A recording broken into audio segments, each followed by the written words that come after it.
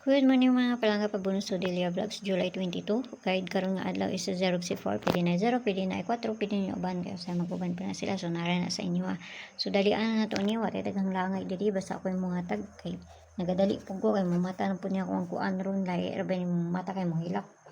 Okay, so ang best pa na to karon nga adlaw kani. Nakapares na siya dito sa Inday. Syempre pabali niya si 79. Duan na niya dito basi ganahan mo ana nga pair no. So, kasi ganahan mo, anak. Di mo ganahan, ayaw niya abayin, na sa inyo, ha. So, ang pabunod sa ito gahapon is kani, pabali niya si 290.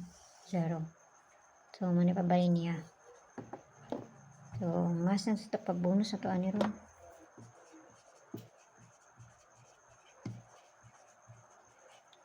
Pabunod sa ito today, kay si 489.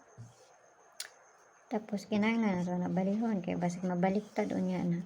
So kana mara na yung pabunod sa to karong adlaw tanag musubay ni subay wala tay mahimo ani no.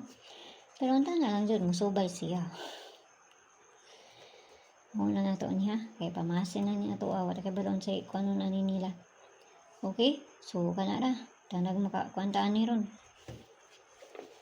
So mara na diri sa kuwayo kay mo pagpalabi pili lang mo ag ayaw ninyo hotda kay bali-bali nga to ang bisper na to karong adlaw.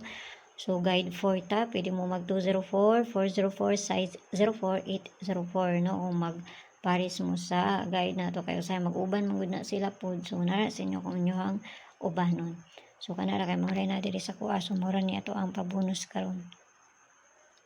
So nana siya sa kuang pattern pod ron kung tanag mo subay siya si 489. So, kinsa tong mga gimingaw sa ko ang pattern kasi muhatag ko niya kung ganahan ko, no?